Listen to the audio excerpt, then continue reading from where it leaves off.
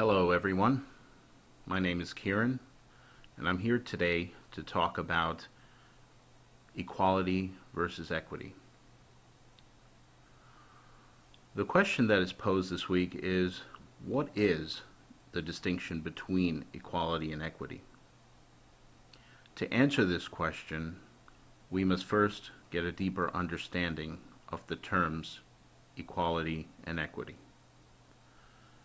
When we think of the word equal, as we see here in this picture, many thoughts and concepts come to mind. When we hear phrases such as, we are all created equal, or there are equal opportunities, we get the sense of fairness. And as we see in this slide, fairness or justice is represented by these scales that are equally balanced.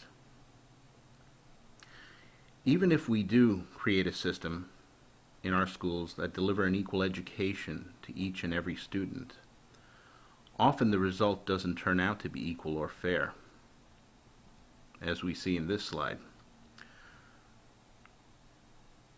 We may question why this is the case, but when looking at this slide, it becomes evident that the diversity and differences in the student population are not being considered.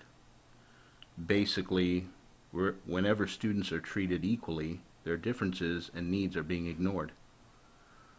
By not addressing these differences and needs, there is an inequity or unfairness in the system. So this brings us now to the question of equity. When is equal not equitable? Equity starts with the assumption that students have differences and varying needs.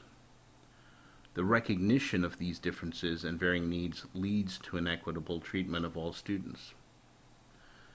We as educators need to strive for equity and fairness in the classroom by understanding the different needs and equalities that exist within our students. This can be more challenging, and I say this because equality is much more easily measured as it is quantifiable. Equity, on the other hand, is much more subjective and personal, and there are intangibles involved. So how can we assess whether or not our educational system is equitable or fair? Well, one way is to ask, are we creating an equitable workforce? After all, one of the reasons students go through our schooling system is so they can come out and be productive members of society.